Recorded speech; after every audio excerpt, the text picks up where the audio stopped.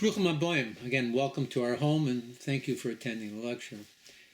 This week on My Thoughts, we will continue with our in-depth examination of Pirkei Avot, the Ethics of the Fathers, with the 16th Mishnah in this chapter. Now, this Mishnah introduces us to Rab Gamliel HaZoken, Rab Gamliel the Elder. He was the grandson of Hillel and the first Nasi after the Zugos, the pair of sages who served without an Av Bezdin, the head of the High Judicial Supreme Court. He was a guiding figure in the post-temple generation. You know, the Talmud in the tractate of Moed Katan states that he instituted many enactments. Among them was the use of standard, inexpensive burial shrouds for all people. Now, the period in which Reb Gamliel lived was one of uncertainty. The chain of Masorah, the transmission of Torah from teacher to student, which had always stood as the foundation of continuity in Torah, was being challenged. He understood that independence without guidance, risked fragmentation. Religious intention without structure risked distortion. And spiritual intuition without discipline risks self-delusion. It was at this moment in time that Rab Gamliel spoke with a clarity that still resonates today. He taught us that aseh lecha rav, provide for yourself a teacher. V'yishtalek min hasafek, distance yourself from doubt. And v'al tarba laser umadot, and train your inner life through precise and honest action. Now, the term received the tradition from them, which appears in the earlier Mishnayot, that somehow is not mentioned here. The question is, why not? So the Tosfos Yosef quotes commentaries who explain that this is due to the decrease of consensus regarding the halachic tradition, which began after the time of Hillel and Shammai. That being the case, it would not have been accurate to say that the tradition had been fully received by Rab Gamliel. Now, this Mishnah stands at the crossroads of personal growth, communal leadership, and spiritual discipline. His words form a roadmap for the survival and flourishing of Jewish life. Far from being a list of 3 unrelated instructions, this Mishnah presents a single coherent vision. Wisdom requires stability. Clarity demands humility. And holiness flourishes through precision. The Mishnah begins with the words, aseh lecha rav, provide for yourself a teacher. Now, it's interesting that this advice about a teacher was already stated in the 6th Mishnah. So why is it repeated here? The Rambam, Maimonides, states that in the 6th Mishnah, it refers to a mentor for theoretical Torah study and textual acquisition. Here, it refers to a guide in practical matters concerning halachic decisions. He explains that even a brilliant individual cannot rely on his own understanding. Without a mentor, a person remains trapped within the limits of their own perspective. Rabbeinu Yonah comments that even qualified halachic authorities must be ready to consult with others, even if they are less learned than he is. However, the Medrash Shmuel comments, appoint a teacher who surpasses you intellectually and ethically, so that you will feel comfortable in yielding to his decision. Rabbi Shmelka of Nikolsburg taught that a teacher is someone who not only provides knowledge, but one who also strengthens one's faith in God, in addition to his own potential. Now, the wording of the Mishnah is precise. A teacher is not merely encountered. They should be someone that you've chosen, committed to, and entrusted. The Rambam explains that it's very difficult for a person to recognize their own blind spots. The self filters perception through habit, ego, fear, and desire. A Rav does not replace personal responsibility, but rather a Rav becomes a mirror, a stabilizing compass, a partner of sorts in the work necessary in becoming the best you that you can possibly become. The Morale of Prague emphasizes that accepting a Rav means acknowledging that truth stands above self. Growth requires hierarchy, not in the sense of subjugation, but of orientation. Whoever recognizes that there are different levels of understanding is already on the path towards internalizing them. On the other hand, one who refuses guidance remains trapped within themselves, circling endlessly in the landscape of their own assumptions. A teacher is not only a source of facts, they are a link in the living chain that stretches all the way back to Sinai. Through him, a student connects to generations of wisdom and experience. In a Hasidic thought, the Rav is described not as an external authority, but more so as a spiritual awakener. What is referred to as we call a mashpia, one who draws forth what is already latent within the soul. The Holy Baal Shem Tov taught that a teacher uncovers divine potential, similar to the way a craftsman polishes a gemstone. Nothing new is created, but what was hidden now becomes illuminated. A person will find it difficult, if not impossible, to lift themselves by their own shoulders. A soul needs participation of another soul in its quest to help it rise higher. The Alter Rebbe taught us that just observing a righteous mentor, that alone refines one's faith, reverence, and emotional balance. The Kotzker Rebbe remarked, "Books teach you what to think, but a teacher teaches you how to live." The Mishnah warns not simply against ignorance, but against isolation. Torah is not a private philosophy. It is a living inheritance transmitted through shared relationships. To detach oneself from teachers is to disconnect from the chain of Sinai itself.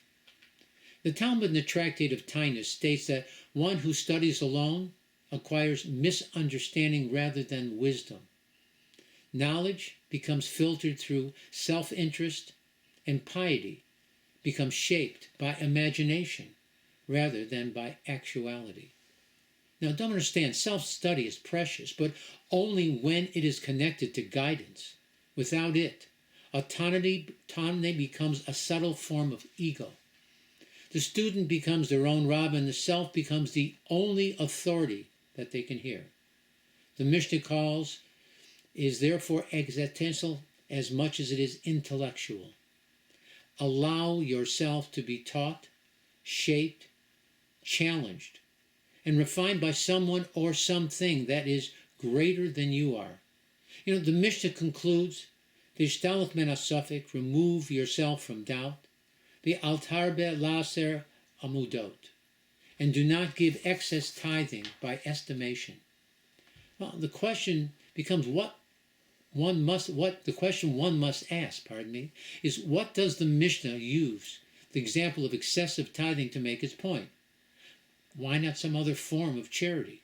In addition, why does the Mishnah state, even when tarbeh, when you exceed the proper amount required? After all, isn't more charity always better?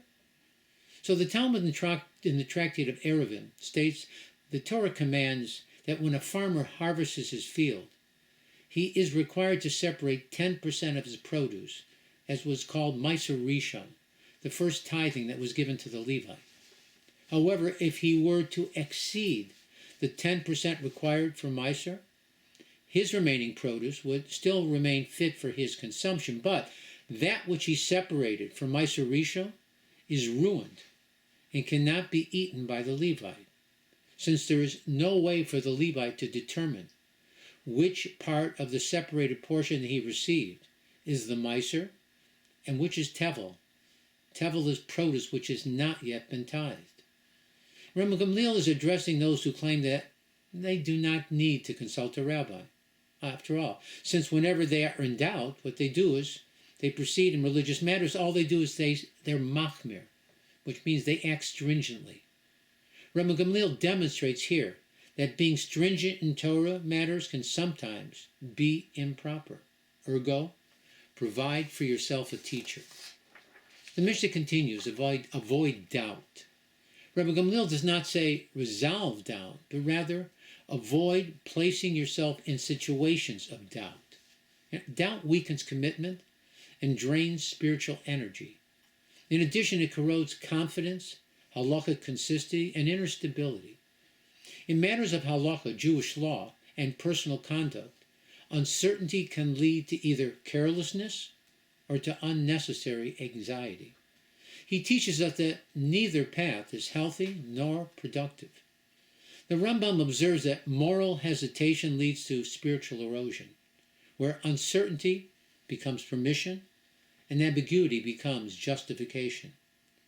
On a psychological and spiritual level, Hasidic teachings note that the Hebrew word suffix, doubt, shares the same gematria, numerical value, 240, as the name Amalek. Amalek is the evil nation that stands as the antithesis to the children of Israel. Doubt cools down passion, disrupts direction, and causes a person to question their own worth and purpose. This doubt is not an intellectual inquiry.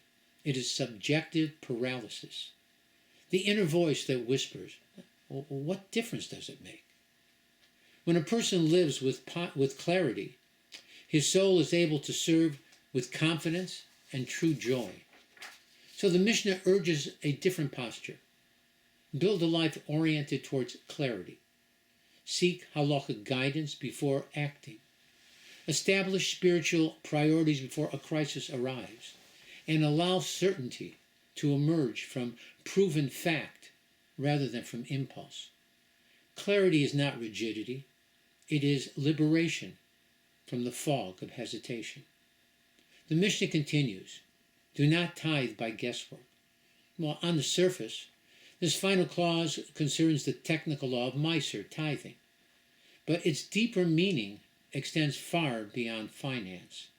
The Rambam explains the one who estimates their Torah obligations may believe that they are fulfilling them when in truth they may be falling short. Good intentions cannot be a substitute for disciplined actions. The Maharal of Prague writes that structure shapes the soul. When mitzvot are performed by approximation, then character becomes approximate. When they are performed with integrity and precision, identity becomes grounded and reliable. Hasidic thought deepens this insight.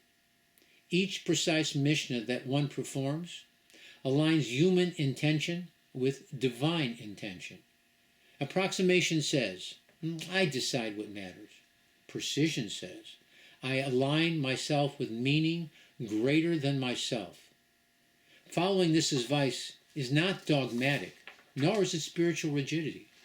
It is devotion that is translated into proper action. Now, these three clauses form a progression. A person without a teacher becomes uncertain. Uncertainty breeds doubt. Doubt invites approximation and self-deception. Conversely, one who acquires a Rav gains clarity. Clarity dispels doubt. And disciplined action stabilizes the soul. The Mishnah outlines a path towards inner wholeness by anchoring, illuminating, and refining the self. Rabbi Gamliel stood as a guardian of continuity in a fractured world. In Kabbalistic interpretation, the Rav represents the attribute of dat, knowledge, the faculty that binds intellect to action. Doubt fractures that connection, and approximation weakens its expression. Through guidance, clarity, and disciplined actions, the soul becomes aligned across all of its levels of thought, speech, and action. They tell a story about a merchant. He lived in a small Jewish town. He was prosperous, warm-hearted, and he was beloved by all of his neighbors. He gave his charity generously to all the worthy causes in the town. Each time that he would earn a profit, he would scoop a handful of coins and he would place them in a charity box with a broad smile on his face, thinking to himself, surely this is much more than the 10% that is due. His heart was sincere, and he trusted it completely. It happened that one harsh winter, the community they was living in faced growing difficulties. Well, the town's rabbi visited the merchant and gently asked him whether he might be willing to increase his support for the struggling families in the town. Well, the merchant replied with complete confidence that he had always given far more than was required. The rabbi nodded. But then, with the greatest amount of kindness and humility, he suggested an experiment. He said to the merchant, that for the next year he should keep a careful and precise record of both his income and his miser, not as a means to restrict his generosity, but as a method to ascertain whether his actions were truly as generous as he thought. Well, out of respect for the rabbi, the merchant agreed to his suggestion. He bought a ledger, marked each of his profits, and set aside an exact 10%. He then placed it in a box dedicated for charity. Well, months passed. Slowly, an uncomfortable realization emerged. Despite his good intentions, he witnessed that his previous generosity had often fallen short of his charitable obligation. Not from miserliness, but rather from assumption, memory, and approximation. Quite disturbed with this revelation, he went to see the rabbi, with tears in his eyes. He said, "I thought that I was being overly generous, but now that I see that my generosity lived more in my imagination rather than in my deeds."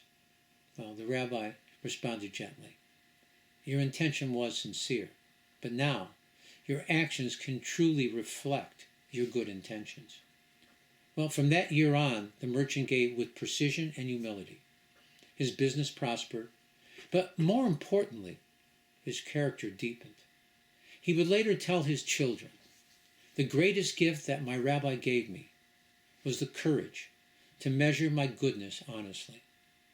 The Chafetz Chaim taught that just as one is exact in financial matters, so too must one be exact in matters that concern the soul. Estimation presents laziness and complacency. The Mishnah demands disciplined integrity in both ritual and interpersonal obligations. So, bottom line, Rabbi Gamliel's teachings remain timeless. In an age that celebrates independence yet struggles with meaning, this Mishnah calls us back to stability, clarity, and disciplined faith. To make for oneself a teacher, a person must forego ego and admit that truth is larger than the self. To avoid doubt is to refuse to live fragmented. To refrain from approximation is to allow values to become real through action. Through this integration, the human soul becomes steady, luminous, and complete. Together, these three lessons form a single path. Attach yourself to authentic guidance, achieve clarity of mind, and translate that clarity into careful, precise action. This progression defines the basis of mature religious life. May we merit to fulfill these teachings and walk in the path of Torah with confidence and integrity.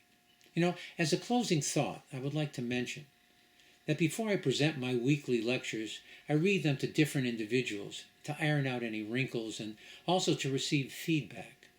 One of my dear friends, Rabbi David Polter, mentioned that the name Gamliel can be broken up into three Hebrew words, Gamliel, which can be translated as, "I also need a mentor."